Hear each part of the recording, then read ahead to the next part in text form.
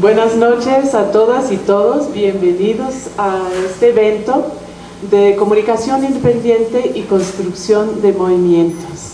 Nos da muchísimo gusto estar aquí juntos, tanto por las personas que hemos podido contar con su presencia aquí en el panel, tanto como ustedes, muchos de ustedes que representan movimientos sociales aquí en México, con quienes hemos trabajado en algún momento.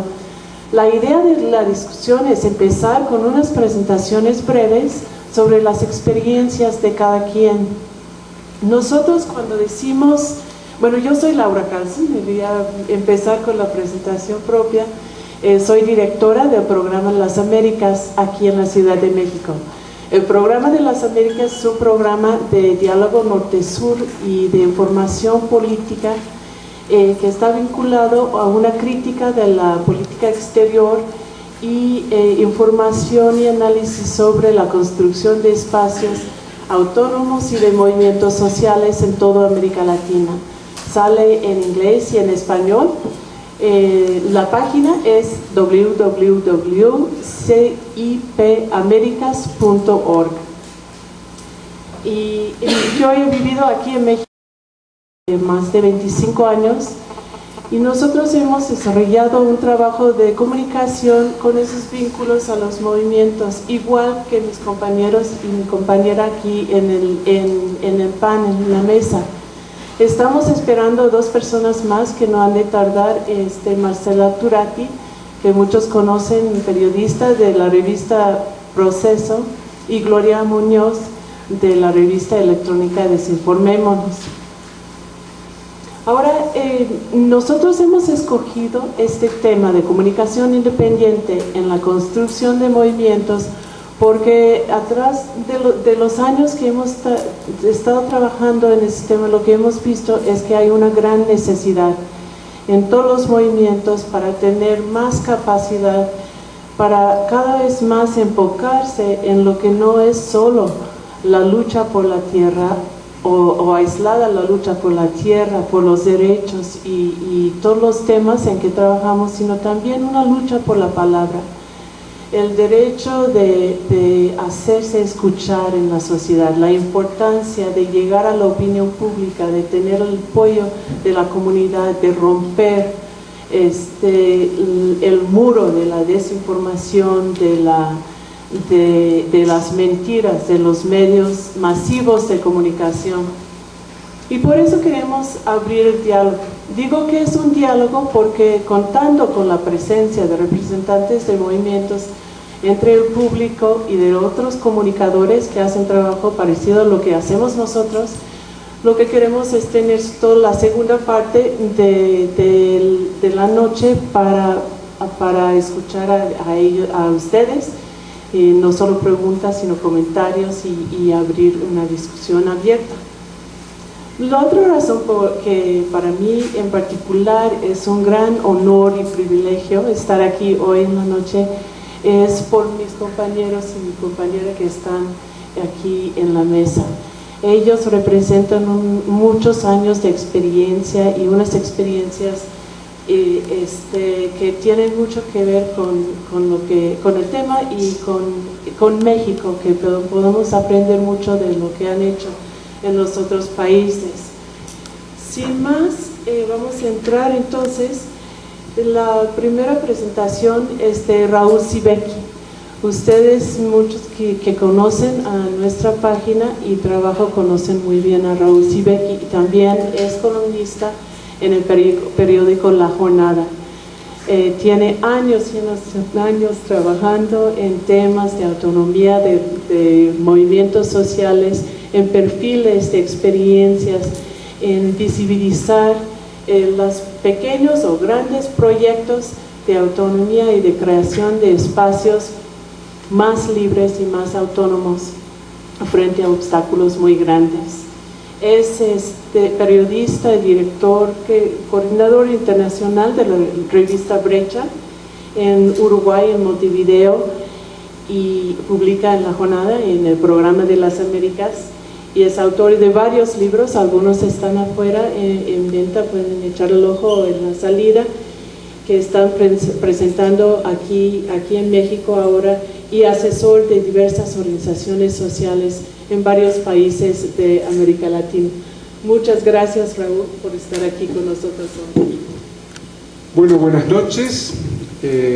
Agradezco a ustedes que estén aquí, a todos y a todas.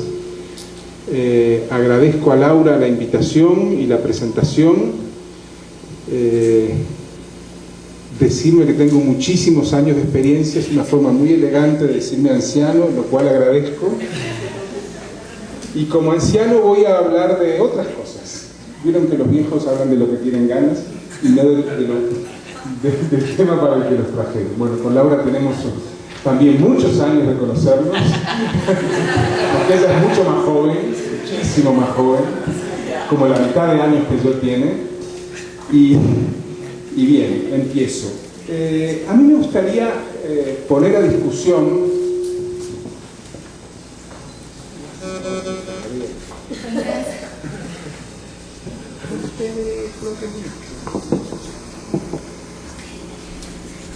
puedes sentarte a mi lado, pero no soy viejo, así que no tienes problema.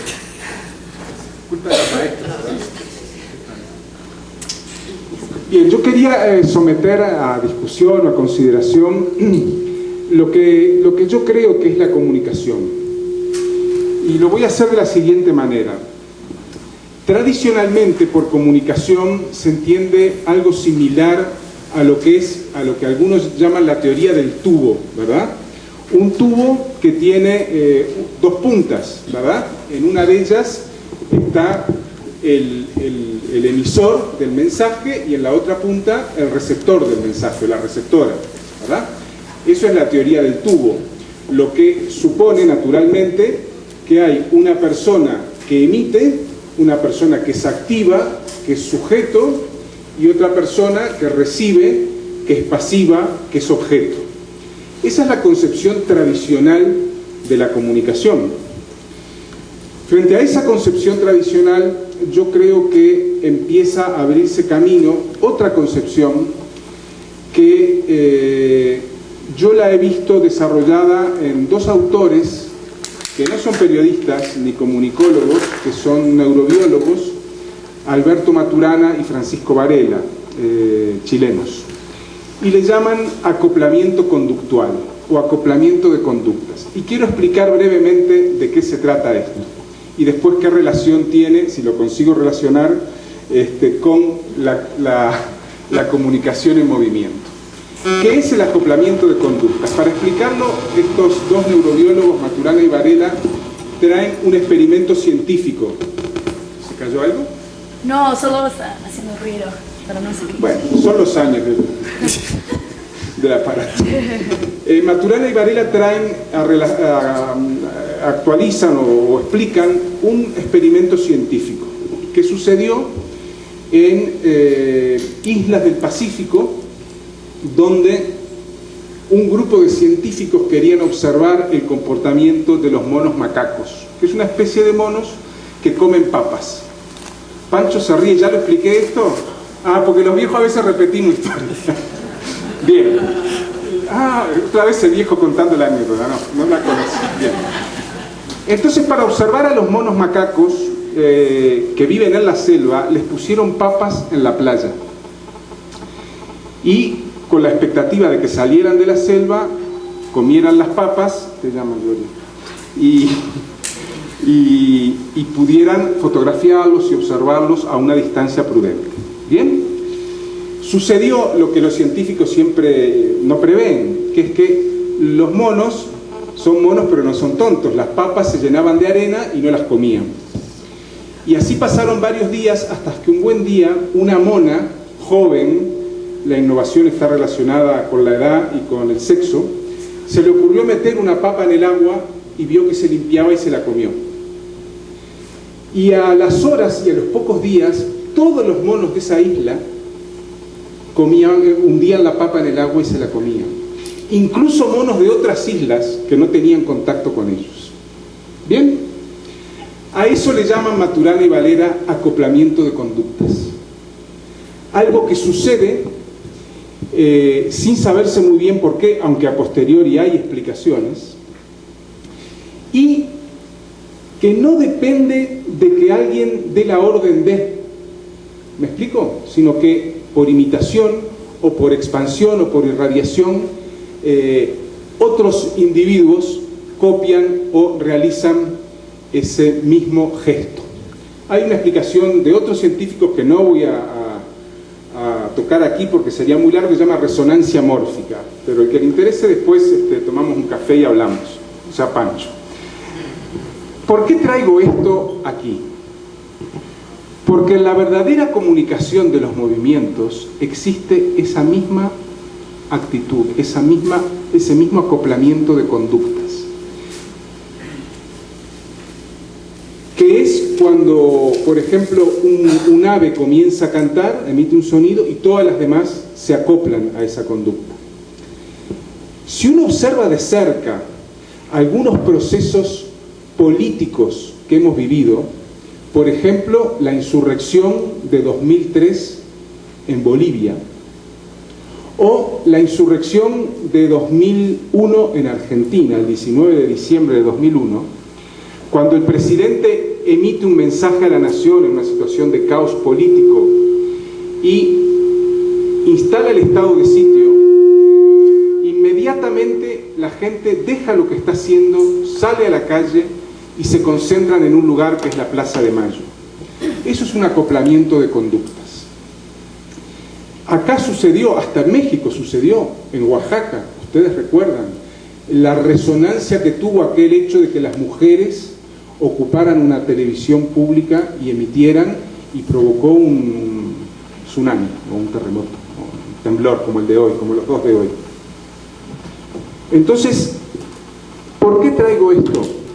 Porque me parece que ahí hay un fenómeno profundo de comunicación, que no es programado, que no es intencionalmente buscado, pero que consigue hilvanar un conjunto de reacciones de forma simultánea. Yo postulo que la comunicación que nosotros queremos, nosotros y nosotras, es esa comunicación capaz de acoplar conductas. Y las conductas se acoplan emocionalmente, afectivamente. Por supuesto, en cada artículo que escribe Gloria de los de abajo, los de abajo, porque las no le ponen, los de abajo, o los que escribo yo, los que escriben otros, no lo conseguís. Pero eso es una cosa, que no lo consigas, y otra cosa es que lo busques. Que busques que tu forma de comunicación genere una reacción de empatía, de afinidad, de emocionalidad profunda, que no es sensiblería, ¿right? De emocionalidad profunda, de modo que resuene en el corazón de los otros y de las otras. Para eso comunicamos, no comunicamos para transmitir una tesis teórica de 200 páginas, ¿verdad? Comunicamos en el sentido profundo de comunicar para transmitir la necesidad de que nuestras conductas se acoplen. Esa es mi posición y por supuesto es discutible y es polémica. Por supuesto que hay un montón de información y de ideas en la comunicación, que no las desprecio, ¿verdad? Pero hoy en día el mundo de la comunicación está saturado de información, y yo soy de los que piensan que la sobreabundancia de información es una forma de anonadar los sentidos. Fritjof Capra sostiene que la mente, bueno, y otros, Bateson, que la mente no piensa con información, piensa con ideas. Uno puede tener 18 horas seguidas prendidas Televisa y no va a encontrar ninguna idea, mucha cosa, mucha basura informativa, que es tergiversada, etcétera, etcétera. Ahí me parece que hay un elemento que podemos explorar y que podemos, quizás los que somos comunicadores y comunicadoras, trabajar en la idea de cómo coordinarnos, cómo buscar el corazón y los afectos del otro y de la otra. Porque nadie se suma a una causa, a un movimiento, porque haya leído puntualmente su programa, su tabla de reivindicaciones, etcétera, etcétera. Sino porque, y el Yo 132 fue así, fue un clásico acoplamiento de conductas. Otra cosa es lo que haya pasado después. Bien, yo quería traer esto a colación porque me parece que aquí hay un elemento para poder reflexionar que no es la verdad de la comunicación, sino un aspecto, solo uno, que me interesaba destacar. Muchas gracias.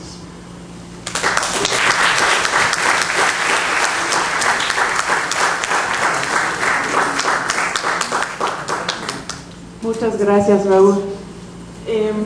En ese sentido de la comunicación para acoplar conductas y para buscar corazones, unir corazones, vamos a pasar ahora a Vilma Almendra de Colombia, de Pueblo Nasa. Ella es comunicadora indígena de Pueblo Nasa, integrante del tejido de comunicación y relaciones externas para la verdad y la vida de la Asociación de Cabildos Indígenas del Norte de Cauca. Ahora, aquí en México muchos nos están diciendo últimamente que Colombia es el modelo a seguir, que nuestro problema de seguridad se va a resolver siguiendo el modelo de Colombia. Y lo más que vemos de lo que está pasando, de las crisis de derechos humanos y de la violencia que continúa, el conflicto que continúa, ya sabemos que no es el camino que queremos. Hay cada vez más cuestionamientos. En este caso vamos a ver que pues en realidad sí hay algunos modelos que valen la pena examinar allí de Colombia, y Vilma nos va a contar algunos de ellos. Buenas noches a todos y todas. Muchísimas gracias por la invitación, Laura, y muchísimas gracias a todos y todas ustedes que han venido a escucharnos. Bueno, quiero empezar diciendo que la comunicación para nosotros como pueblos indígenas desde Colombia la vemos como un proceso político-cultural ancestral, que ha sido un ámbito estratégico que nos ha servido para la resistencia. ¿Por qué? Porque la comunicación, más allá de los medios de comunicación, son todas esas prácticas cotidianas, todo ese hacer colectivo que nos ha ayudado a entender en qué contexto nos encontramos, cuáles son las agresiones que estamos viviendo, pero también cuáles son las propuestas políticas y las reivindicaciones que tenemos como pueblos. Entonces, en las recuperaciones de tierra que nosotros hicimos en los años 70, fue importantísima la comunicación, no la de los medios, sino esa de encontrarnos a la orilla de un río a 2, 3 de la mañana y a planear qué finca íbamos a recuperar y cómo la íbamos a recuperar. La comunicación ligada a la madre tierra, saber entender e interpretar los sueños que nos están comunicando con nuestros espíritus, los sueños que nos comunican con nuestros mayores, con nuestros muertos, con nuestros espíritus que ya no están aquí de cuerpo, pero sí están de espíritu y de corazón. Esa comunicación que va arraigada al diálogo alrededor del fogón, el fogón, o sea, la tulpa, donde nosotros nos levantamos y escuchamos a nuestros mayores, a nuestras madres, a nuestras tías, y son esa sabiduría que nos van enseñando cómo resistir. Entonces decimos que la comunicación es un espacio estratégico que nos ha servido informarnos para entender qué es lo que pasa y entender que el enemigo en los 70, 80 era específicamente el terrateniente, el que nos había arrebatado las tierras y nos sometía a pagar terraje, a pagarles, a trabajar y sin que nos pagaran y como esclavos, ¿cierto?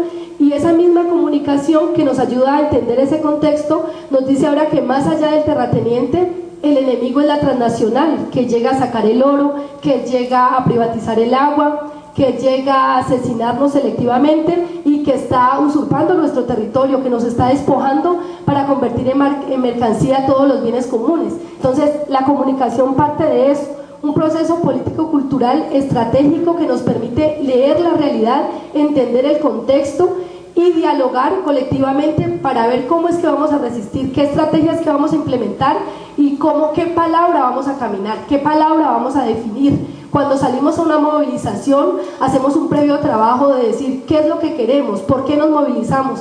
Entonces el papel de la comunicación es acompañar las comunidades, escucharlas y acompañar a que se defina una palabra a caminar. Y esa palabra, cómo se defiende, cómo se camina y cómo se propone con otros pueblos y procesos. En ese proceso, nosotros desde hace varios años venimos implementando una estrategia que le llamamos tejido de comunicación. ¿Por qué tejido? Ustedes conocen los tejidos, ¿cierto? Este es un tejido, es una mochila. Entonces nosotros tenemos una estructura de un tejido que son nudos, hilos y huecos. Ustedes miran que hay hilos que se van juntando, formando nuditos y van quedando huecos, ¿cierto? Entonces, hilos para nosotros los hilos son los medios y los mecanismos que tenemos para comunicarnos. Entonces, radio, internet, impresos, pero también nuestras formas propias de comunicarnos. La minga, donde hacemos un trabajo colectivo, las movilizaciones, las asambleas que son la máxima autoridad, donde todas y todos tomamos decisiones desde abajo hacia arriba. Entonces estos hilos tienen que tener esa capacidad de que si tocan a alguien en alguna parte, este hilo tenga la capacidad de moverse para acompañar al otro. Si tocan a un hilo, digamos en el norte, como desde el sur este hilo se mueve colectivamente y comunicativamente para denunciar, para posicionarse, pero también para acompañar esa lucha. Esos son los hilos. Los nudos de comunicación son las personas, las organizaciones, los colectivos internos y externos que nos ayudan a comunicar. Por ejemplo, en el territorio, ¿quiénes son los nudos? Los nudos de comunicación más importantes son principalmente la Guardia Indígena. Son los líderes de opinión y los comuneros y comuneras que están permanentemente caminando el territorio, que están haciendo el control territorial, que saben qué pasa en cada comunidad, que saben cuál es la agresión más fuerte en el territorio y que acompañan las luchas y las resistencias. Entonces estas personas no necesariamente son periodistas o comunicadores titulados, sino gente que conoce la realidad de su territorio, la siente y resiste, y son las personas que nos ayudan a comunicar desde adentro. Y desde afuera son personas que están en otros países o fuera de Colombia, intelectuales, académicos, que conocen la causa de nosotros, las luchas, nuestras agendas políticas y las apoyan. Entonces nos abren espacios de información y de reflexión en otros lugares. Esos son los nudos. Y los huecos son los temas críticos y temas de fondo que nosotros colectivamente identificamos para resistir. Entonces, en la actualidad, ¿cuáles son los temas críticos y temas de fondo? Así como salían acá en el Congreso Nacional Indígena, la minería. La minería es una agresión trascendental que está rebasando todo en el territorio. Están entrando una cantidad de mineras Anglo-Gol Ashanti a sacar el oro. Casi la mitad del país está concesionado a Anglo-Gol Ashanti.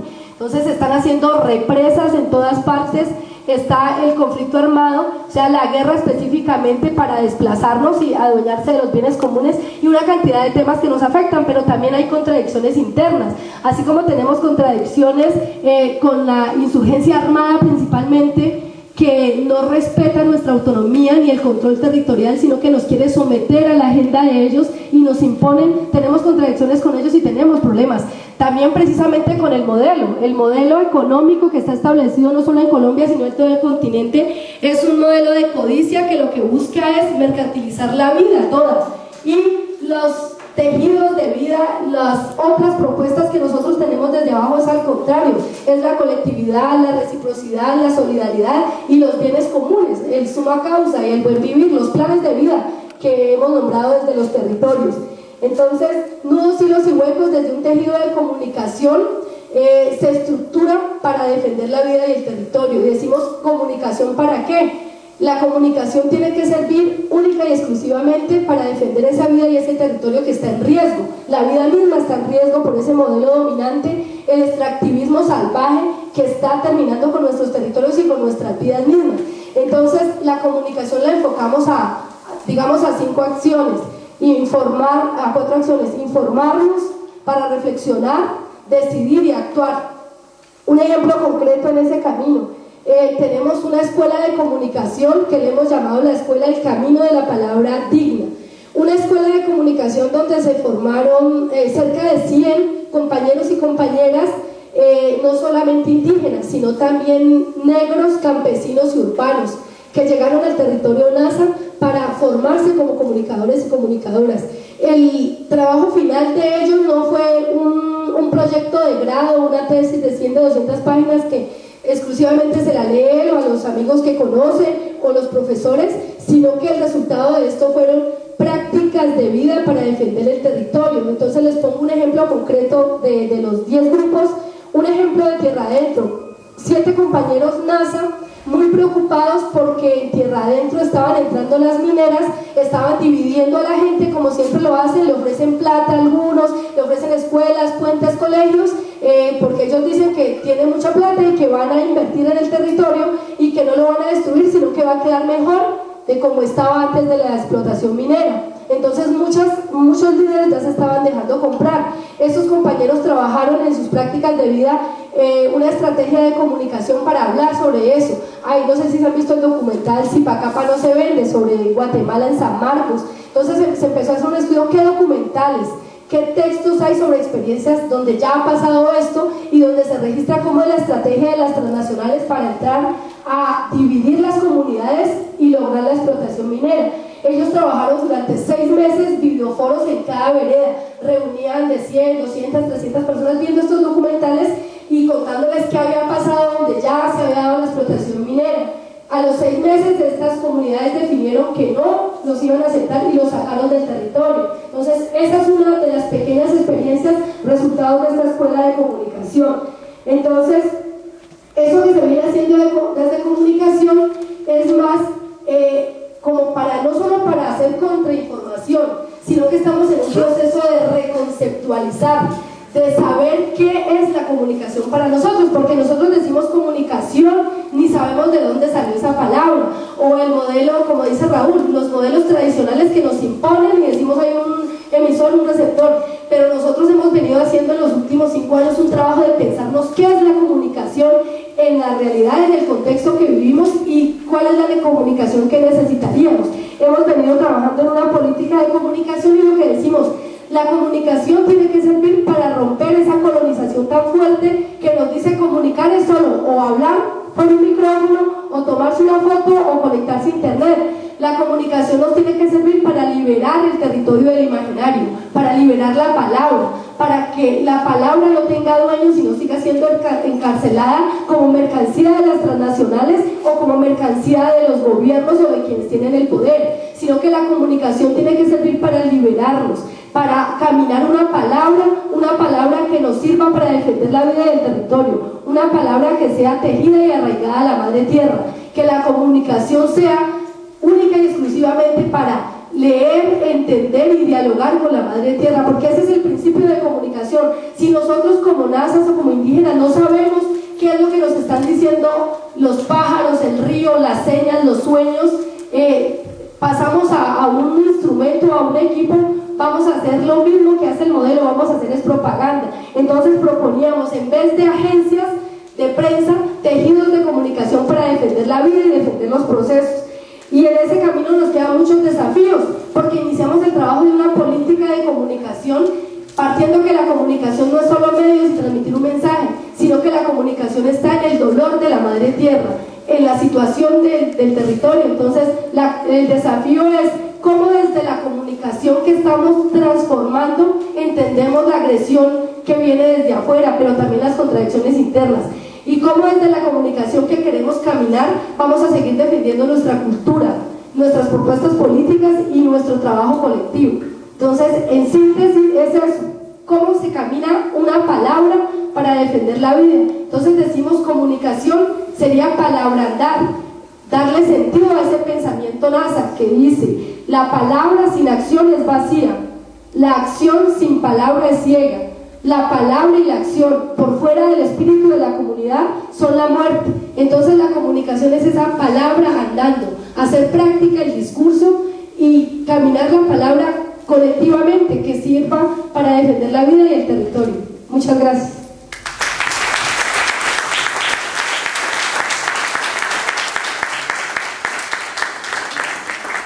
Muchas gracias, Vilma. Una de las cosas que hemos visto es que para empezar a caminar la palabra palabra digna, como dice Vilma, lo primero que hay que hacer es romper muchos prejuicios o paradigmas que tenemos sobre lo que es la comunicación, liberarnos de este concepto de emisor-receptor. Y en esto pues, es una reconceptualización y también es la práctica, y por eso la importancia de varias experiencias. Ahora vamos a pasar el micrófono a una gran amiga, colega, periodista mexicana, Gloria Muñoz Ramírez. Ella es la directora de la maravillosa revista electrónica Desinformémonos. Si no lo conocen, está en www.desinformémonos.org, con noticias de movimientos sociales de todo el mundo.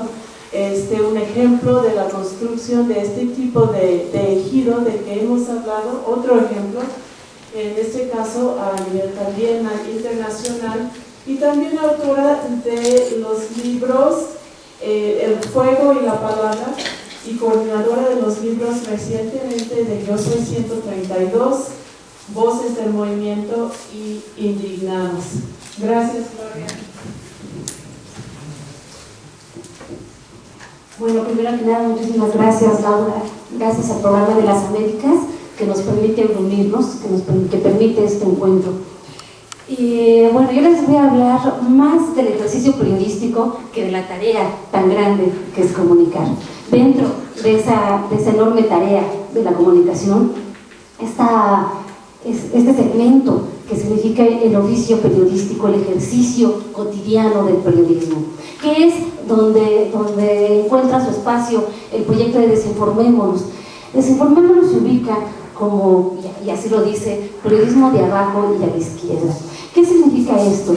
Que usamos las herramientas clásicas del periodismo, la nota, el reportaje, la entrevista, la crónica, el video, todas estas herramientas que conocemos, algunos en las aulas, de lo cual no nos avergonzamos tampoco, y otros, por supuesto, en sus espacios, en la tierra, en el campo, en los sindicatos, en los centros ocupados.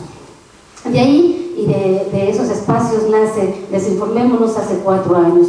¿Y por qué decimos de abajo? Pues muy sencillo. De abajo, migrantes, trabajadoras sexuales, obreros, campesinos, indígenas, estudiantes rechazados también, gente que camina de a pie, como lo diría también una compañera que nos acompaña en esta mesa. Entonces, básicamente ese tipo de periodismo donde nos encontramos, donde nos fundimos, donde compartimos. Y también una característica dentro del periodismo que no se usa mucho, que es la de decir quiénes somos. Y de decirlo bien fuerte, de decirlo con mucho orgullo, de decir estamos contra las minas, estamos contra las hidroeléctricas, estamos contra la explotación, estamos contra la exclusión, estamos contra la falta de tolerancia. Sí lo estamos. Eso los hace subjetivos, imparciales, sí, por supuesto. Somos sumamente subjetivos y sumamente parciales. Estos somos, y lo decimos, nos encantaría que las personas, que los periodistas que ejercen el trabajo cotidiano en los medios electrónicos e impresos, también dijeran quiénes son y para quién escriben. Nos encantaría que nos dijeran, me encanta que esa mina destruya ese pueblo, yo lucho porque esa hidroeléctrica inunde ese territorio. Pues que lo dijeran también como lo dice uno, ¿no? Yo no. Esa es la diferencia, y partimos de una postura ética, básicamente. Ética y muy profesional dentro del campo en el que nos movemos. Y dentro de este campo nos encontramos un día, hace más de 3 años, con el grupo de la Brigada Callejera. La Brigada Callejera, que ejerce el trabajo de defensa de las trabajadoras sexuales de hace más de 20 años en la zona del centro histórico. Defensa de sus derechos humanos, de sus derechos sexuales, contra la explotación, de la que cada vez, la explotación cotidiana de la que son objeto. Nos encontramos hace 3 años y medio, de repente me preguntan mucho cómo empieza la fusión de esto. No tengo exactamente el momento en que nos encontramos. Hay una anécdota que nos puede acercar. Hubo un encuentro de trabajadoras sexuales en el estado de Tlaxcala, invitan a Desinformémonos, voy yo en representación del proyecto, y bueno, vamos en un camión de trabajadoras sexuales, éramos 40, ahora ya decimos todas somos trabajadoras sexuales, éramos 40 en el autobús, de las cuales no ejercíamos el oficio 3, y bueno, era un verdadero desmadre ese camión. Llegamos a Tlaxcala, se hace el encuentro, nos separan a las que no trabajamos en la industria del sexo, y a todas ellas están ubicadas en los cuartos de un hotel. Y digo, yo me quiero quedar con ellas, ¿no? Para quedarme, en otro lado me quedo en el DF. Entonces, bueno, una compañera que venía además en el camión platicando conmigo, me dice, pues yo me quedo contigo, es como que se compadece de mí, de hecho. Y nos quedamos juntas en la habitación. Fue toda la noche en la habitación de un hotel, estar hablando, compartiendo, disfrutando, llorando, riendo, todo. Yo no supe si yo la entrevisté a ella o ella a mí. Ella me preguntó mucho sobre mi trabajo, más que yo vi a ella, me imagino. De repente, por supuesto, no éramos ni una periodista ni una trabajadora sexual, éramos dos mujeres en una cama de un hotel, practicándonos. Ella me dice una frase ese día que hasta hoy usamos mucho en el taller, que es: ¿tú crees que de niñas soñamos con ser putas? Dije a la madre. Dice, pero espérate, ahorita no queremos ser otra cosa. Y bueno, no somos putas, somos trabajadoras sexuales, y de eso me refiero más adelante. Pero dice, ya que estamos en esto, en este momento, ni víctimas ni victimarias. Solamente queremos ejercer este oficio con todos los derechos de una trabajadora. No los tenemos y por eso luchamos. A mí, bueno, ya de entrada me saltó mucho todo lo que compartimos esta noche, y de ahí, bueno, nacen diferentes encuentros, diferentes proyectos juntas, hasta que nos ocurre la idea de un taller de periodismo. Un taller de periodismo para y de trabajadoras sexuales.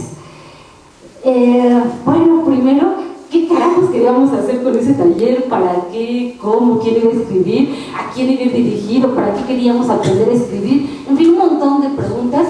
Y dije, bueno, le damos 2 o 3 sesiones al qué, cómo, cuándo, para qué y todo esto, y después nos ponemos a trabajar.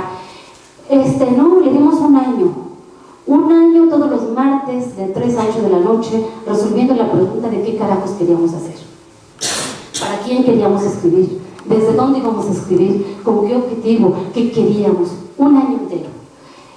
Muchas hojas, muchas lágrimas, pero sobre todo también mucha risa, porque hay un sentido del humor muy característico, que se refleja en el nombre, Taller de Periodismo, aquí les da risa. Este taller ha sido nombrado desde su inicio por ellas, y por ellos porque también hay hombres transgénero. Nace de esta manera, insisto, un año preguntándonos para qué.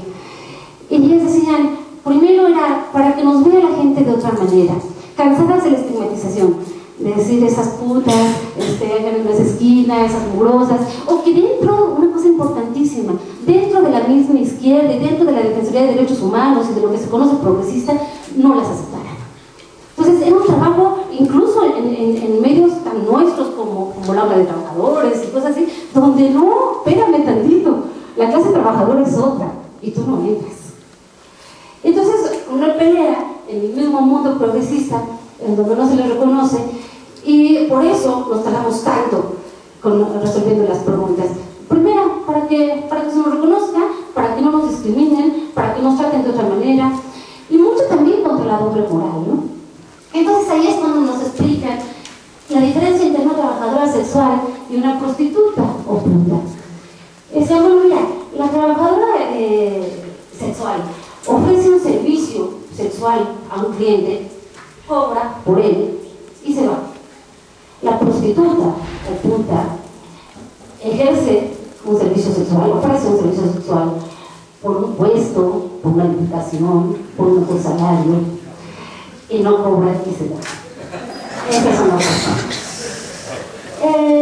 El ejercicio de esto entonces era una reivindicación todo el tiempo, y un aprendizaje de todas en todo momento. La primera cosa que puso también, la primera clase, fue, bueno, vamos a hablar qué entendemos por periodismo, ¿no? ¿Qué es ser periodista? Nos sabe mal a los que somos periodistas, a los que somos periodistas, porque es un sinónimo de corrupción, de mentira, de manipulación, de tergiversación, de todos los adjetivos negativos que se pueden imaginar. Eso es el periodismo, y de eso se consistió la primera sesión que tuvimos. Entonces yo dije, no, espérenle tantito, yo también soy periodista. Y así como hay trabajadoras sexuales diferentes, también habemos periodistas, habemos quienes tratamos al menos de ejercer el periodismo de otra manera. Entonces también, ¿no? Vámonos hablando otras periodistas, otras trabajadoras sexuales, y vámonos reconociéndonos en nuestros oficios. Por supuesto, sin rechazar que haya otro tipo de periodismo que también se prostituye en los mismos términos en los que mencionaban ellas, pero que también había quien intentaba no hacerlo, quienes de hecho no lo hacíamos. Entonces había que tener también, y en ese momento nos damos cuenta que no se trataba nada más de dignificar el trabajo sexual, sino también la tarea periodística, y que iba a ser un trabajo de largo plazo. Es decir, que si vas a hacer el ejercicio periodístico, si vas a tomar un taller que finalmente te va a convertir en una periodista de la calle con tus compañeras, pero en el momento que lo haces lo vas a hacer, que también te había que resignificar. Y querés resignificarlo con dignidad, es decir, sí, soy periodista. Una vez cubrimos una marcha y de repente llega el taller con un gafete todas de prensa. O sea, bueno, ya vamos en el mismo camino. Te puedes identificar como una periodista, como parte del gremio de la prensa, siendo trabajadora sexual y ejerciendo los dos oficios con bastante dignidad. Este fue el primer año del taller. Los dos siguientes años fueron y han sido básicamente pues salir al campo a partir de las entrevistas, de tener un manejo básico de los géneros periodísticos, pero aquí además nos encontramos con compañeras que tienen el primer o segundo año de primaria. Alguna compañera de más de 60 años que tampoco tiene terminada la primaria, y bueno, con diferentes escolaridad, con diferente también origen, una de un origen más rural, más urbano, en fin, eran un montón de características de cada una, y por supuesto el taller seguía el paso y el ritmo de cada una de nosotras, y lo sigue siguiendo. En este momento, todas estas compañeras que están, la del primero o segundo de primaria, hace entrevistas, transcribe, está en la fase de edición, y son unos textos preciosos. Les voy a compartir uno, básicamente, dos párrafos de uno de los textos que están haciendo ellas. Es el testimonio de una de las compañeras que ellas entrevistan. Llevo 15 años en esto. Empecé a trabajar cuando tenía 19 en Coatzacoalcos, Veracruz. En el malecón nos enganchó un joto. Éramos 4 y nos dijo que nos iba a dar casa, que íbamos a ganar bien, que nos iban a pagar lo de las fichas, y aceptamos. Nos llevaron a Puebla, a un bar que se llama La Frontera, que está por la vía corta. Ahí nos emborracharon, nos quitaron el dinero y las fichas que nos hacíamos, y que él decía que las mismas chavas nos quitaban. Como estábamos bien borrachas, no decíamos nada porque no nos acordábamos bien y no podíamos salir de ahí. Una señora que se llama Jessica nos llevaba siempre en su camioneta a Tehuacán, Puebla. No nos dejaba hablar con nadie, casi no nos daba de comer, nos tenía como secuestradas. Así duré un año, encerrada todo el tiempo, hasta que me dije, no puedo seguir aquí. Estas son las entrevistas que se hacen en este taller, y que obviamente ellas mismas lo dicen, a cualquier periodista no se lo dirían. Es decir, si llega cualquier periodista que no pertenece al gremio y intenta platicar con ellas, no se sacan estos testimonios, y ellas están haciendo realmente un trabajo de campo maravilloso, en donde están consiguiendo las declaraciones que otras no podríamos conseguir. Y porque, bueno, obviamente se conocen, son compañeras, son amigas, y también se conocen cuando mienten. Entonces se dice muy feo, oye, cabrona, me estás diciendo mentiras, no sé qué. Y empieza todo un juego de entrevistarse, y que tiene que ver con esto de la empatía entre ellas. Acá lo que hacemos es, insisto, las herramientas clásicas. Porque además del primer año de trabajo surgió un cuestionario, que eran aproximadamente 120 preguntas. A la hora de ensayar ese cuestionario en el campo, nos damos cuenta que de repente empezaban a hacer como encuestas, no entrevistas. Entonces era la pregunta-respuesta, como llenando un memorándum. Entonces dije, no esperes, vamos a hacer la entrevista, la charla, la plática. Si se quedan en la primera pregunta y 130 no salen, pues ya, de todas maneras la tienen. Todo esto empezó a hacerse con la práctica. No habíamos pensado cuánto iba a durar, llevamos 3 años y medio, y bueno, ha sido sumamente enriquecedor para ellas y para nosotras. Un tema también muy importante en el taller de periodismo de trabajadoras sexuales es la seguridad. Ahí las matan a la que entrevista y matan a la entrevistada. No son medias tintas. Un día amanecen ahorcadas en un hotel, un día amanecen acuchilladas en la calle. Entonces, para acatar las medidas de seguridad, tanto de la entrevistada como de la entrevistadora. Se hicieron muchísimas pláticas, no sé, 20, 30 sesiones únicamente de la seguridad. La seguridad quedó en el taller en manos de la Brigada Callejera, que es la organización que trabaja con ellas, la organización que se funde en estas calles de La Merced y de Tlalpan y de otros estados de la República. Pero era todo un tema muy, muy, muy importante. Era dónde vamos a hacer las entrevistas, cómo cuidamos a las compañeras que nos van a dar su testimonio. También el asunto del nombre, vamos a decir su nombre, no lo vamos a decir, la van a matar, tienen secuestrado a su hijo. Son historias muy, muy fuertes que meritaban las sesiones que les dimos para el manejo de la seguridad. Yo nunca había tratado tanto el asunto de la seguridad como con ellas, aunque hubiéramos estado en zonas de conflicto, incluso en zonas de guerra, de militares y paramilitares. Aquí es otra cosa. Y aquí el territorio también tiene dueño, y ellas luchan por cuidar precisamente también su territorio. También una de las cosas que plantearon, vamos a hablar, por supuesto, de lo que todo el mundo quiere, y también nosotras, de la trata de blancas, de la explotación, de los padrotes, de la cadena de corrupción infinita en todos los estratos de gobierno. Vamos a hablar de nombres, nos lo van a decir, vamos a hablar de la prostitución dentro de las cárceles, vamos a hablar de todo, porque tenemos una amiga que está en cada uno de los estratos. Pero también queremos hablar mucho de nosotras, de quiénes somos, de dónde nacimos, de cómo nos criamos, de cómo salimos a la calle, de cómo fue que nos metimos en esto y cómo es que queremos ejercer el trabajo ahora. Insisto, y además también de este territorio que ellas cuidan como propio, porque les pertenece, y donde está todo absolutamente corrompido, absolutamente lleno de las mafias, que están absolutamente en complicidad, insisto, con los diferentes órdenes de gobierno, y que ellas lo están contando, lo están retratando en todas las entrevistas que están haciendo. Otro problema importantísimo, ya con esto voy a terminar, tengo 2 minutos más, del problema de enfermedades de transmisión sexual. Muchas de ellas ejerciendo el trabajo sexual con condiciones muy precarias de salud, y la importancia que le dan ellas a la prevención y la importancia que quieren que le den otras compañeras a la prevención.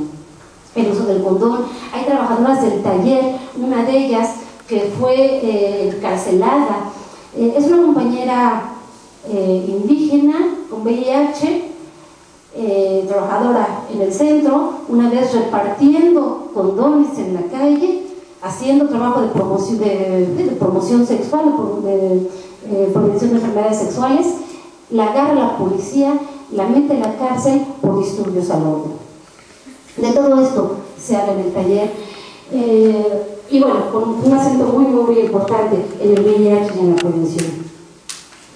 Lo que están preparando es, por supuesto, un libro con todas estas historias, un libro donde ellas son las autoras, y donde ellas se cuentan a sí mismas y a los demás, porque también eso es bien importante. Hay historias que nunca se han contado, que nunca le han contado a otra persona y que ellas no se han vuelto a contar a sí mismas. Entonces son unas catarsis impresionantes en las sesiones del taller que dan paso, que van a dar pie a lo que ellas están soñando, y yo con ellas, por supuesto, que es un libro de próxima edición en donde se vierta todo este esfuerzo, todo este trabajo de cada una y uno de ellos. Y bueno, finalmente tenemos una frase que me encanta de ellas, y que lamentamos otra, dicen que la esquina es de quien la trabaja, y diría que los medios y la esquina es de quien los trabaja. Gracias.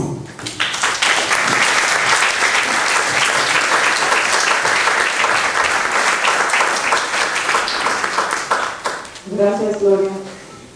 Si ellas, las trabajadoras sexuales, empezaron con esta pregunta tan sencilla, que nos vieran de otra manera, y esto en mucho tiene que ver con lo que es el periodismo, la comunicación en estos tiempos, porque estamos frente a una situación en donde hay tantas distorsiones en la manera en que se refleja la realidad en que vivimos, en que trabajamos, que enfrentamos a diario, que empezamos a desconocer o confundirse con la propia realidad.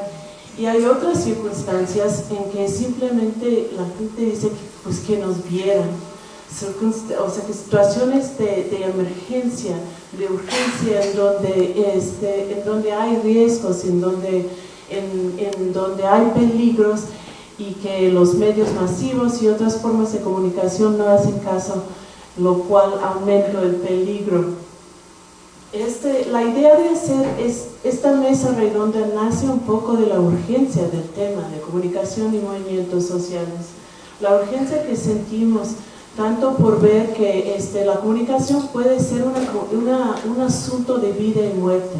Cuando hay una denuncia oportuna de un desaparecido, de una desaparecida, cuando necesita presión contra el gobierno para soltar a alguien o para evitar un ataque, todas estas situaciones son los que tenemos un papel importante, los comunicadores, las comunicadoras y toda la gente que trabaja en esta área.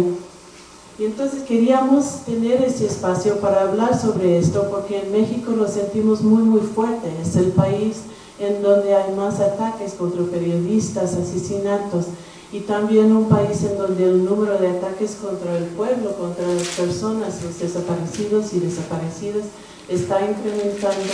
Y estamos, por ejemplo, ahora frente a una situación en que el gobierno quiere esconderlo, quiere decir que no, la violencia está disminuyendo, ya está mejor la situación, e incluso que hay censuras en los medios para hablar de lo que está pasando.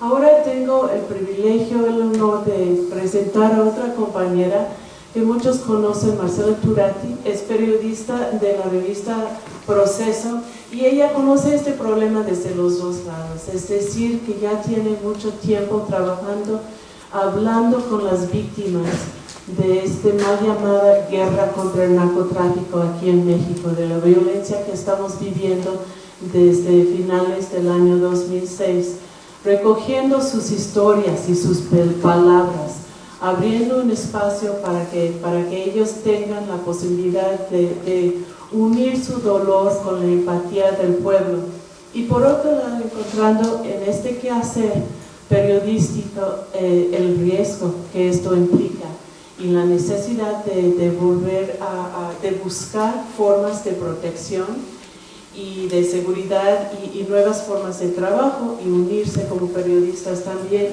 Ella es autora del libro Fuego Cruzado, uno de los primeros libros aquí que cuenta las historias de las víctimas en todas partes del país, y es fundadora de Periodistas o cofundadora de Periodistas de a Pie, una organización de periodistas que están buscando la protección y los derechos de los periodistas y su derecho y sus espacios para seguir contando lo que verdaderamente está pasando en este país. Le paso el micrófono a Marcelo. Muchas gracias por estar con nosotros. Muchas gracias a ti, Laura, por invitarme. Perdonen el retraso, me equivoqué de lugar y llegué a otro. Gracias por estar aquí escuchando.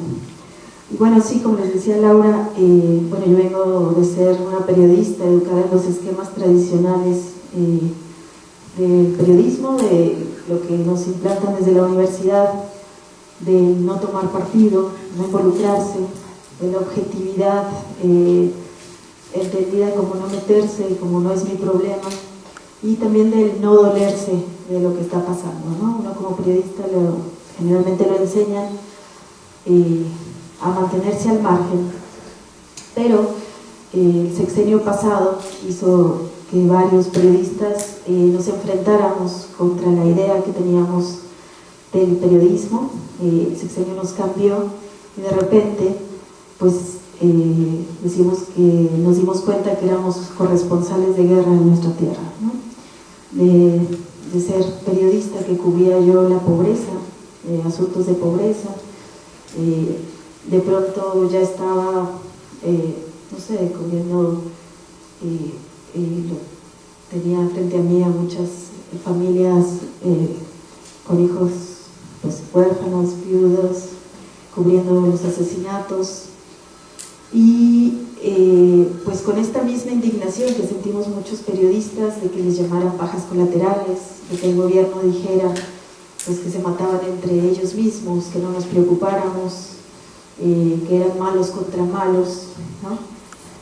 De repente pues el país se nos movió, nos cambió, ya estábamos cubriendo desplazamientos, heridos y también pues asistiendo a funerales de otros colegas. Un día que siento que me marcó fue que una organización de derechos humanos de Chihuahua me invitó a una reunión, me dijo que iban a tener una reunión varias familias y de pronto pues llego al taller, era en la tarde noche, y les dicen a las familias, bueno, pues aquí hay una periodista, si alguien quiere hablar, ella va a estar aquí en este rincón, y se paran como 40 señoras con las fotos de sus hijos que querían contarme que estaban desaparecidos. Y me acuerdo que ese día, esa experiencia fue como un punto de quiebre, que sentía que no nos podíamos quedar así. Y bueno, yo venía trabajando con un grupo de periodistas, fundamos la red Periodistas de a Pie, éramos puras mujeres periodistas que cubríamos temas de pobreza y que queríamos capacitarnos. En 2006 empezamos a hacer talleres para capacitarnos, en 2007 nos empiezan a mandar a Ciudad Juárez, a Tijuana, por todas partes del país, y nos dimos cuenta que estábamos rebasadas, que teníamos que cambiar, que teníamos que optar, que había mucha propaganda institucional y un discurso oficial que aplastaba todo, y también que se entrevistaba mucho a los victimarios y que las víctimas no tenían voz. Entonces empezamos a capacitarnos en derechos humanos y hicimos cada quien una opción por cubrir a las víctimas. Fue en silencio, nadie le dijo a sus jefes, había gente de Reforma, del Universal, como en esfuerzos individuales de la jornada de varios lados, y cada quien pues desde el periódico donde estaba era pues en el tiempo que tenía, en el tiempo extra, tratar de visibilizarlos, de acompañarlos y de empezar a hablar y hablar y hablar y insistir que en esta guerra había víctimas de la violencia.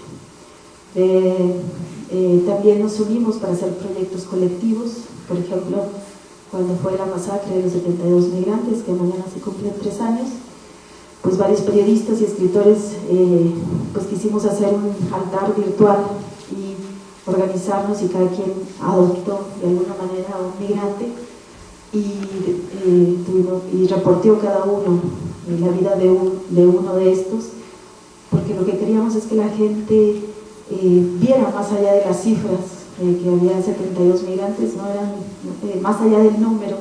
Un número, decir que hay 100.000 muertos, pues no provoca empatía, ¿no? Nosotros queríamos provocar esa solidaridad, que la gente sienta y vea pues que había niñas de 15 años, que los sueños que tenían estos migrantes que salieron de sus tierras. Después hicimos otros proyectos como uno que se llamó Tú y yo coincidimos en esta noche terrible, que encabezó la escritora Laurita Bosch, que era también para visibilizar los periodistas asesinados, 126 trabajadores de medios que han sido asesinados. Hay otros proyectos como Menos Días Aquí, donde la gente cuenta, hay voluntarios a contar el número de muertos para que no se queden en el anonimato, a ponerles nombre, a poner qué edad tenía y hacer una base de datos de los que van muriendo para que no se queden en la fosa común donde siempre se les arroja, o libros como País de Muertos. Y bueno, de pronto también ya en la red de hacer todos estos talleres sobre cobertura de la violencia, empezaron a llegar reporteros de otros estados del país que nos contaban desde Tamaulipas qué estaba pasando, de Michoacán, de Veracruz, y pues de alguna manera dijimos tenemos que entrarle a esto, ¿no? Tenemos que hacer algo porque hay que defender estos espacios, ¿no? Que no sigan silenciando periodistas. Un parteaguas ahí fue que, no sé, creo en 2010 convocamos entre muchos a una marcha, se llamaba Los Queremos Vivos, y de pronto pues los periodistas ya estábamos marchando, tomando Reforma, no sabíamos cómo hacerlo, le pedimos ayuda a las organizaciones sociales, a la gente de derechos humanos, y se reían mucho de nosotros, decían que siempre habíamos sido espectadores y que cómo era posible que no sabíamos tomar las calles, ¿no? Y entonces nos decían los de defensores de derechos humanos, para que vean lo que se siente, ¿no? Ahora les toca a ustedes. Entonces empezamos a marchar por Reforma, y en algún momento llevábamos todos, cada quien, una pancarta de un reportero asesinado o desaparecido. Se dio una situación que nos movió mucho, ¿no? Que era, pues yo estaba cargando una pancarta y veo a un compañero y le digo, deténme esta porque te quiero entrevistar, ¿no? Entonces pues ya la tomó él, lo empecé a entrevistar y me dice, ahora tú deténme la mía porque yo te quiero entrevistar a ti. Y al final decíamos, ¿y quién va a firmar la nota? Porque en esta nota todos somos protagonistas y todos somos fuentes de información, ¿no? Entonces ahí fue el momento en que dijimos, bueno, pues los mismos que hicimos el boletín somos los mismos que tenemos que hacer la nota de prensa para informar sobre esta situación que está pasando. Pronto la red se convirtió también en central de crisis. En horas de cierre recibimos llamadas de periodistas que nos dicen que están a punto de ser desaparecidos, que están escondidos, que tienen que salir del país, y nosotras pues lo único que hacemos es ser puente para que otras organizaciones intenten rescatarlos y para tratar de ayudar de alguna manera. Y bueno, poco a poco empezamos a ver que nos quedaba corto el espacio, ¿no? De los medios tradicionales. Cuando cambió el sexenio principalmente, pues hay una orden en la mayoría de los medios de comunicación de no cubrir a las víctimas, como si eso ya hubiera acabado, como que el tema ahora es el hambre, el tema ahora es lo energético, y ya las víctimas no existen, ¿no? Muchos de los que hicimos como estos reportajes el sexenio pasado renunciaron a sus medios o fueron despedidos o les dijeron que ya no cubrían a las víctimas. También pasaba que pues cada semana llegan familias con hijos desaparecidos, con personas desaparecidas que quieren denunciar, y en los medios te dicen, ¿y qué es diferente del que vino antes? No tenemos una sección para desaparecidos, ¿qué vamos a hacer? ¿Dónde van a caber estos? ¿No? Entonces es muy difícil porque llegan y llegan y llegan, y uno no sabe de repente pues qué va a hacer con esa información, y le puede asegurar cuándo se va a publicar, y uno tiene que ver estrategias, tiene que juntar a veces por profesiones, ¿no? Todos los ingenieros de telecomunicación que desaparecieron en tal momento, o las víctimas del Z40, cuando agarran al Z40, uno tiene que estar todo el tiempo viendo dónde casi los agrupa para que quepan y para mencionar sus nombres. Muchos, por ejemplo, de las personas desaparecidas, pues eran jóvenes de las mismas edades, o que todos pasaron después de la caseta, por ejemplo, de Sabinas Hidalgo, en Nuevo León, a los 10 kilómetros desaparecieron, pero desaparecieron muchísimas personas. O cómo es posible que en San Fernando, Tamaulipas, pasaron durante semanas camiones de pasajeros y bajaron a todos los hombres de esos camiones y nadie dijo nada, ¿no? Entonces, como que cubrir a las víctimas, yo siempre he hecho, cuando me dicen si estoy amenazada, yo digo, pues no, yo cubro a las víctimas, yo no cubro a los victimarios, pero las familias te empiezan a dar pistas y pistas y pistas, y empiezas a, entre todos, armar rompecabezas y empiezas a ver que aquí hay algo más allá. Bueno, hicimos un proyecto colectivo que se llamó Entre las Cenizas, y era también es sobre las víctimas que resisten, y es por toda la gente que nos pregunta, ¿no? ¿Qué puedo hacer ante todo esto que está pasando? Y entonces nosotros escribimos este libro, que aquí son 10 historias del pueblo de Cherán, cómo se organizó, de los policías comunitarios, de las madres que buscan a sus hijos desaparecidos, de la resistencia en Ciudad Juárez, y le decimos a la gente, ve estos videos o lee este libro que es gratis en internet, y tú solo contéstate qué puedes hacer, ¿no?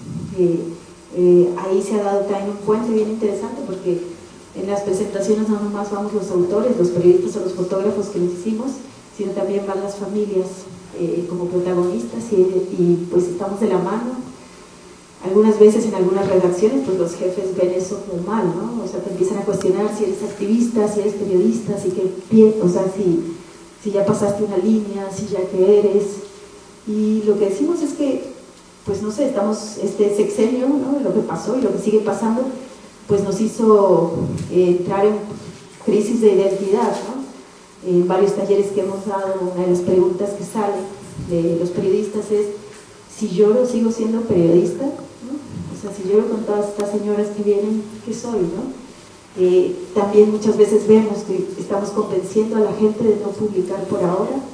Llegan muchas familias que nos dicen: publique, yo sé quién mató a mi hijo, quién lo tiene secuestrado, y entonces le dicen: señora, o sea, si lo publicamos matan a toda su familia, o usted está resguardada. Y entonces pues dicen: no me importa, yo ya estoy muerto en vida, usted públiquelo, no me importa, ¿no? Y entonces ahí es entrar en otro proceso que como periodista uno no pensaba que iba a entrar, y es: bueno, veamos cómo se va a proteger, hable con la organización de derechos humanos, esperemos la nota, pero tengo el testimonio. O hay gente pues que llega únicamente porque quiere que uno sepa su historia por si lo matan, pero que no la publique.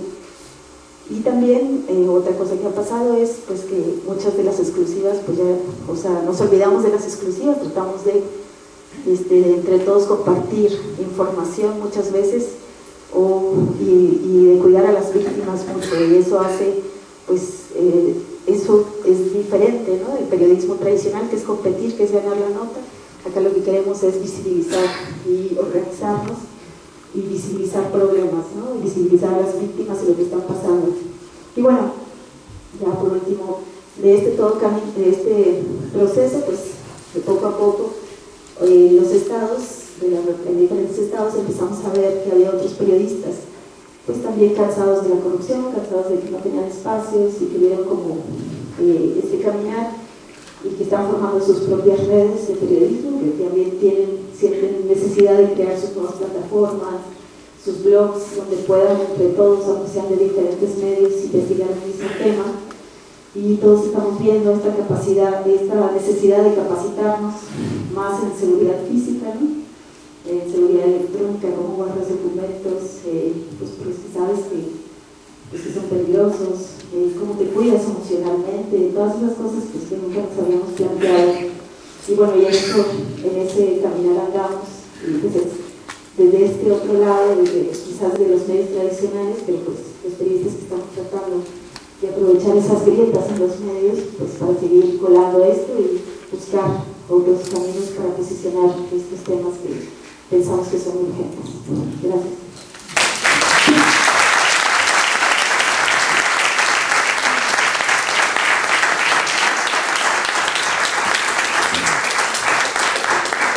Muchas gracias, Marcela. Se me olvidó decir también que Marcela es miembro de la Red Mexicana de Defensoras de Derechos Humanos, lo cual da cuenta de la transformación de que hablaba, de periodista que tradicionalmente tenía una relación periodista-entrevistado o entrevistada, a una situación que borra estas líneas, y en donde el vínculo humano nos lleva a otros terrenos, y ha sido reconocido internacionalmente por su trabajo en derechos humanos. Ahora, para finalizar la mesa, esta parte de la discusión de hoy en la noche, vamos a escuchar a Manuel Rosenthal. Y Manuel es médico y activista en la resistencia a la guerra contra las drogas de su país, Colombia, y también es una de las personas que ha pensado y comunicado y escrito mucho sobre cómo se va extendiendo esta guerra que ahora vemos aquí en México con toda su fuerza y su sangre, y también en la lucha de los pueblos por sus territorios, de que hemos hablado un poco hoy en la noche. Ha vivido en muchos países de todo el continente y ha visto este proceso también, y es lo que nos va a comentar un poco hoy, de tejer palabras, pueblos en camino, y es decir, de buscar cómo unirnos, no solo en una región, en un solo país, sino en varios países, tras las barreras de los idiomas, y en ese sentido de comunicar desde y hacia los corazones.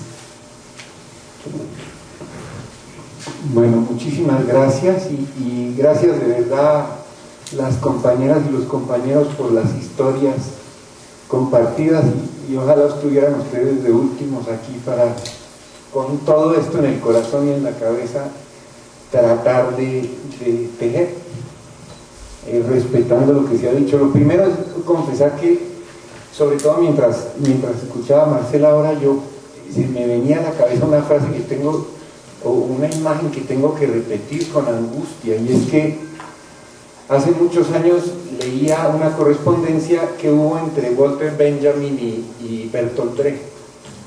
Y en esa correspondencia Brecht le pregunta a Benjamin por qué se obsesiona en seguir escribiendo, dado el contexto del control militar del Estado por los nazis y la decisión absoluta de guerra de exterminio por parte del Tercer Reich.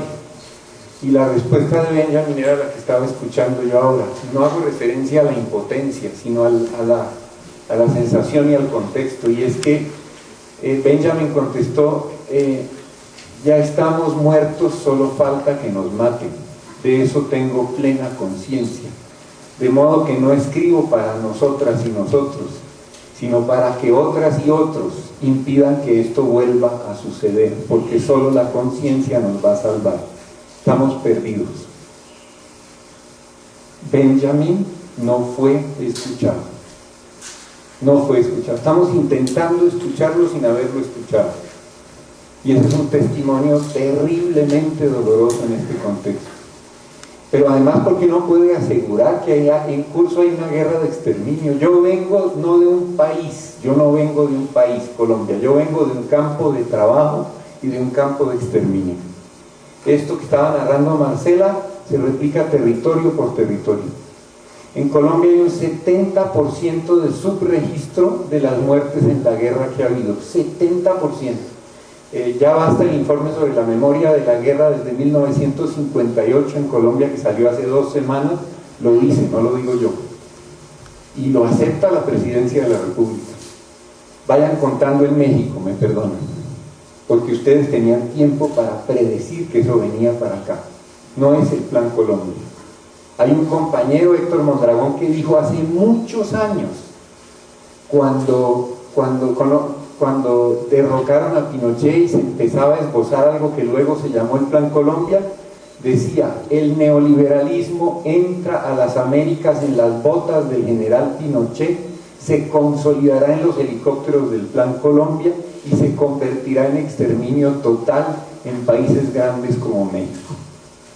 Hace años. No era Benjamin, era aquí. Pero es que no era tan difícil de predecir. Pregúntenos. Pues yo estaba leyendo a Raúl, que lo contagia a uno de ir mirando cómo vienen las cosas y qué va a pasar. Entonces, muchas de estas cosas son predecibles. No las están escondiendo, pero como decía Marcela y decían las compañeras y los compañeros aquí, basta abrir los ojos o pasarle el micrófono al que silencian para descubrir qué están pasando. Es una guerra de exterminio y está sucediendo acá. Pero además, otros datos. Si se suman todas las personas desaparecidas en todas las dictaduras del Cono Sur, se dice que aproximadamente las cifras son 16.000 en el mismo informe de Ya Basta.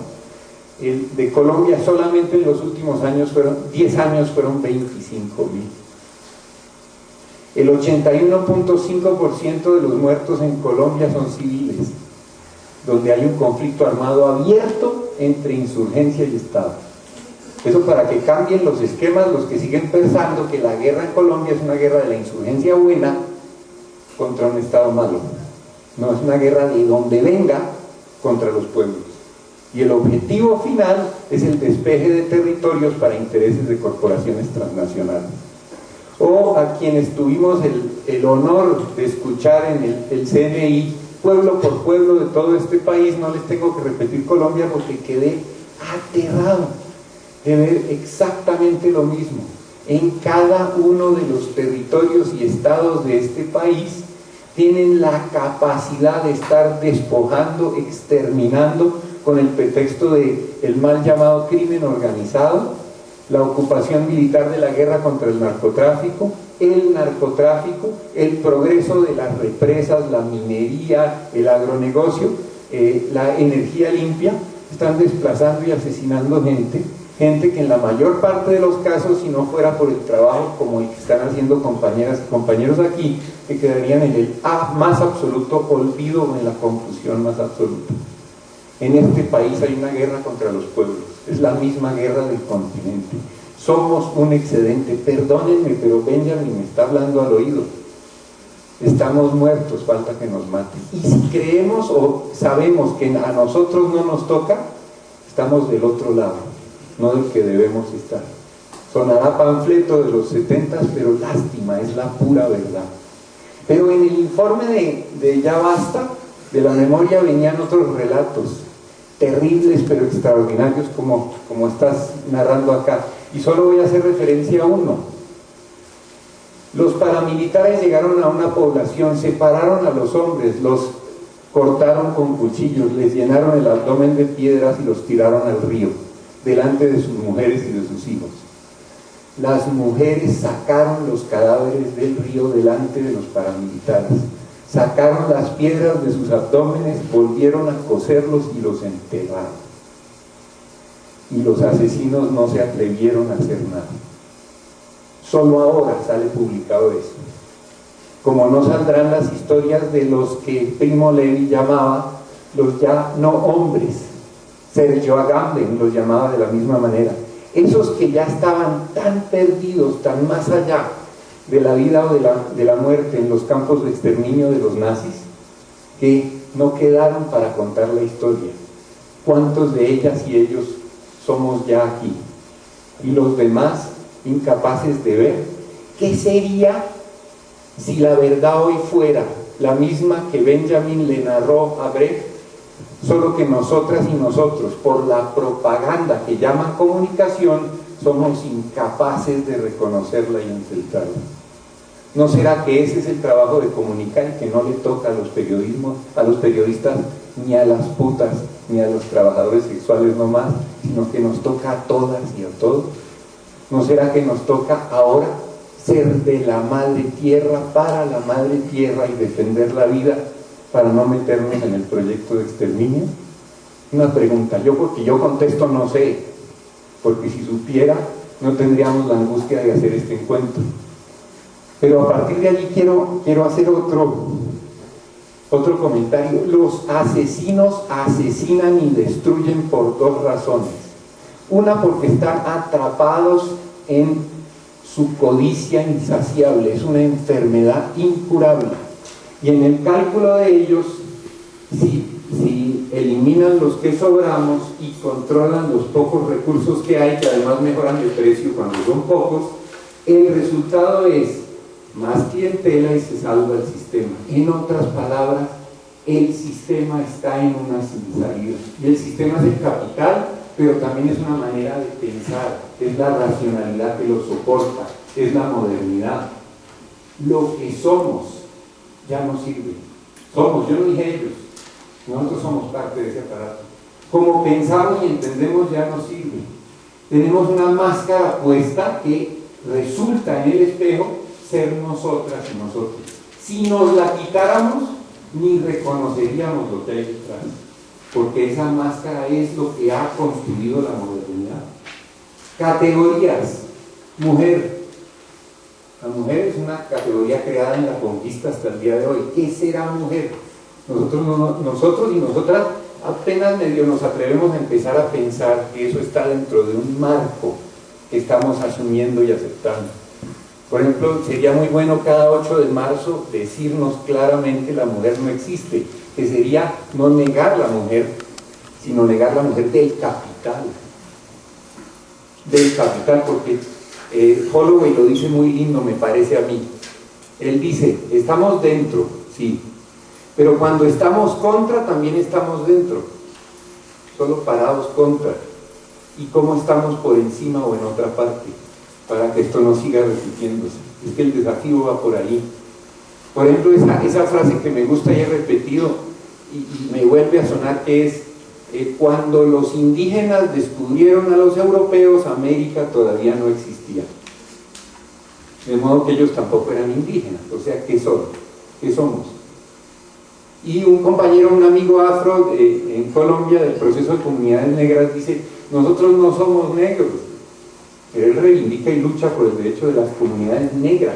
Pero dice, no éramos, por lo menos éramos gente, hasta cuando llegaron los otros y nos dijeron que éramos negros para volvernos esclavos. Piensen en cada categoría. Entonces vuelvo a Benjamin, en sus tesis sobre la historia, escritas en medio de esa guerra, todavía escribía esto, que era no solamente resistir. Benjamin decía con toda claridad, contra los calendarios, los almanaques y el tiempo. El pueblo en Francia en una ocasión se sublevó y salió a disparar contra los relojes. ¿La entienden? Ya aceptamos el tiempo es de ellos, el tiempo es el de la continuidad, no tiene lunas, no tiene ritmos de lluvias y cosechas, no tiene nada que ver con nada, excepto convencernos de que esto no puede cambiarse porque hoy, mañana y el otro año y día y mes y hora van a ser lo mismo. Es el tiempo de la explotación. ¿Nos estamos levantando contra ese tiempo? ¿O desde ese tiempo para que nos paguen mejor las horas extras? ¿O para que no nos las quiten? ¿O para reemplazar al profesor que ahora le pagan poco horario? Menos mal, porque entonces yo consigo trabajo por contrato. Ese sistema mundo es el que está en crisis. Las categorías ya no valen. La máscara que tenemos no nos sirve para nombrar ni lo que está pasando y menos lo que debe ser. Y en ese contexto nos exterminan para que siga valiendo la mentira que lleva 500 años. Es la guerra de la conquista por llegar a finalizarse. Y es la guerra de los pueblos, la última seguramente, por defender la vida. Estaré equivocado, pero yo estoy escuchando aquí esas voces que suenan. Y todo el continente convertido en un campo de exterminio es muy posible. Entonces, eso de pueblos en camino, ¿qué es? Pues ni idea. Pero por lo menos hemos pensado 4 cosas. La primera es ¿dónde estamos? ¿Dónde estamos? Ayudarnos mucho a entender, mucho a saber qué está pasando, a contarnos historias, a hacer análisis, a compartirlos, a tratar de entender. Por encima, más allá, por fuera de la propaganda, el terror y la legislación de despojo, que son las 3 estrategias que usan para podernos exterminar con nuestra ayuda. Entonces la primera es ¿dónde estamos? ¿Y cómo nos ayudan? La segunda sería pues decir así no. Así no, ¿a qué le decimos no? No, con toda claridad, pero sobre todo ¿a qué le están diciendo no los pueblos? Ahora mismo, en este instante, en todas partes. Así no. Y compartirlo. Pues claro, si uno dice así no, están los así sí.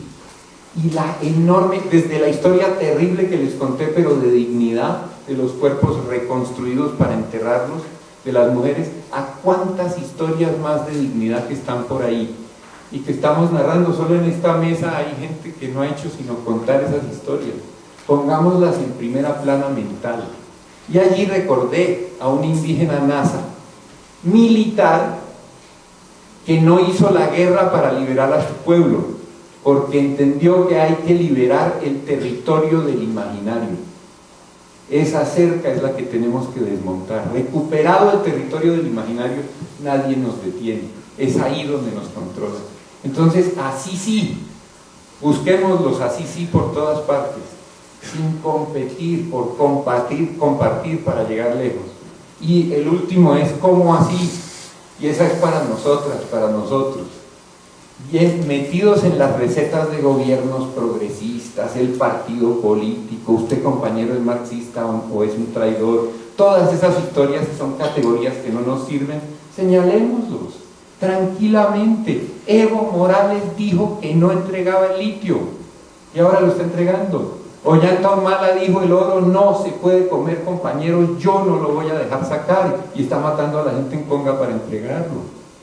Uno por uno. Correa dice que hay que sacar el oro todo, así se mueran las montañas y los territorios vivos, y que el progreso no lo pueden detener para salvar indigenistas y ambientalistas infantiles. Y estoy hablando de los supuestamente mejores, qué decir de Santos, Uribe, y para qué me meto con otros que conocen mejor por aquí cerca. Entonces eso, empezar a nombrar con toda claridad cómo así las contradicciones tan profundas que nos hunden para llegar a ¿qué?